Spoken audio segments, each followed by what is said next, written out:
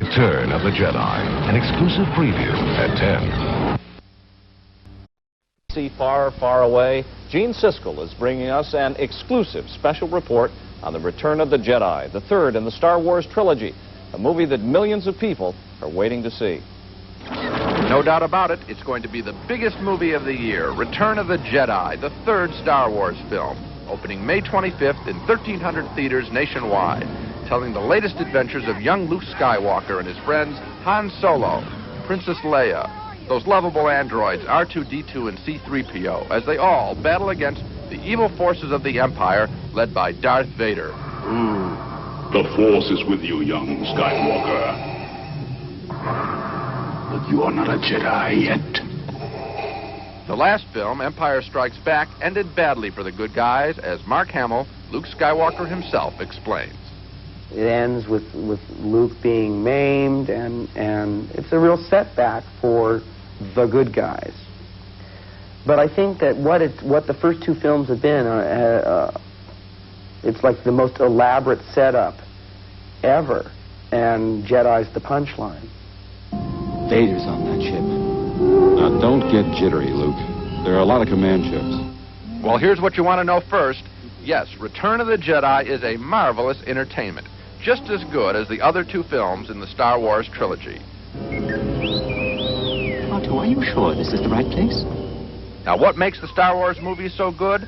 Let's explain looking at scenes from Jedi. Here's the way the film opens, with the Laurel and Hardy of robots, R2-D2 and C-3PO, entering the cave of the criminal Jabba the Hutt, who has Luke's pal, Han Solo, looking like a Jell-O mold frozen in carbonite.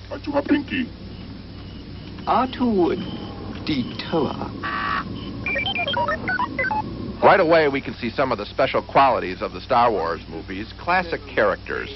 Everyone loves these androids. And listen to the sound of that door. Good technical filmmaking.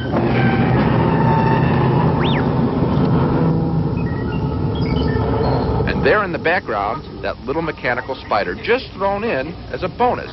These films are jam-packed with entertainment. Wait for me! And these have been socially responsible movies too, believe it or not. George Lucas, the 39-year-old Californian who is the guiding genius behind all the Star Wars films, realizes that he has created this young generation's new heroes, this young generation's Roy Rogers and Dale Evans. And George Lucas has been very responsive to any criticism of the Star Wars movies. Some black leaders and parents were upset at the first Star Wars movie because the only dark character in it was Darth Vader, and he was the bad guy. What happened? In The Empire Strikes Back, and again in Jedi, Luke and his pals are helped out by good guy Lando Calrissian, played by Billy D. Williams. Pull up! All craft, pull up! Another complaint centered on Princess Leia, the only woman in the series. Some said she wasn't much of a role model for little girls in Star Wars or Empire. She was too much of a nervous Nellie. What happened? Well, in Return of the Jedi, Leia becomes quite a powerful woman. In addition to showing off her great legs, Leia is a woman of action. Look now in Jedi. It's Leia who jumps on the space bike first. I see them. Wait, Leia! Hey, wait! This scene is part special effect and part filming amid the giant redwoods of Northern California. Return of the Jedi cost $32 million to make, 3 times as much as the original Star Wars. And it's all on the screen. 500 special effects, most of them dazzling. Move closer! Fabulous. That bike race chase is one of the best scenes in the movie. Tomorrow on part 2 of our preview, we'll talk some more with Mark Hamill, who plays Luke Skywalker, and also Anthony Daniels, the English actor inside that golden android C-3PO. And they have some surprising complaints about working in the successful Star Wars movies. That's part 2 of Jedi, tomorrow night at 10. It's a pleasure to see a movie made at such a high level at every single aspect, acting, technical qualities. It's a real treat. How can anybody not be dying to see that movie? But here in Chicago on May 25th, The Return of the Jedi, the final movie in the Star Wars trilogy. Gene Siskel's here with part 2 of his exclusive special report. Here's something that may surprise you about the Star Wars movies. Every actor and every film technician who has worked on these hugely successful movies has seen their individual career rocket. And yet, Two of the actors in this series revealed to me the dark side of the success of Star Wars. Mark Hamill, who plays the young hero Luke Skywalker, has had to fight being typecast as a youngster. I know I should be grateful, and I am grateful, but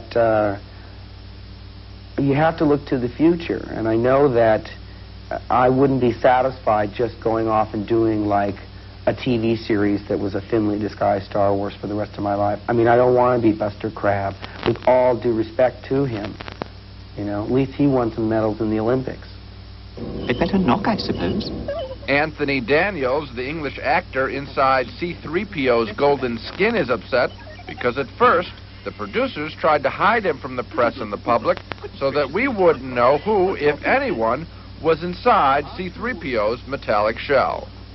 That did trouble me a bit, but we talked about it and they explained that it was, you know, for the sake of the character and for the sake of the movie. But I think it would take somebody less human than I really am not to be slightly put down by that, to feel slightly unnecessary and unwanted and all that. Luke, tell me, what's troubling you? One thing bugging both Daniels and Hamill is that so far, neither of their characters gets a girl. I guess every actor wants to be Clark Gable. I'm Ralph Bellamy. Why should she wind up with me? You know, that's too perfect and too boring. On the other hand, I thought that there was room for some sexy siren from the, you know, the blue moon of wherever. To come in and take Harrison away?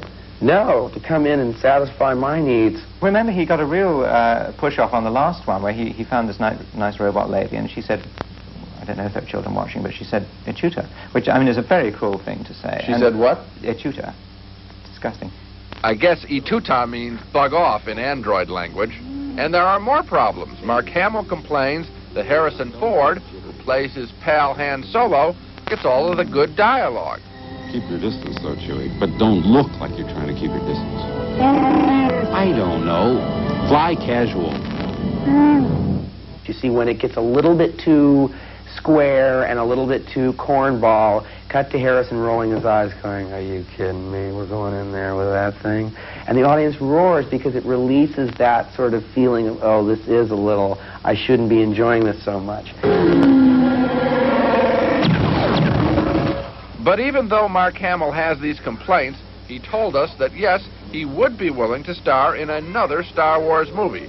And hang on for this exclusive, producer George Lucas has told Hamill to, yes, get ready for another role in the year 2000. George has talked to me marginally about doing something at the turn of the century in the last trilogy, but it wouldn't be on the same plane of existence, if you know what I mean. What it sounds like is that he offered you a job to play a father and Luke Jr. around the year 2000. You're a very clever man, Mr. Siskel. Actually, that was quite easy, Don, I want you to know. So first, it looks like there's going to be a set of 3 more Star Wars movies that take place before the 3 we've seen. And then, at the end of the century, isn't that wonderful to stick around for? 3 more, ending with Luke becoming a father.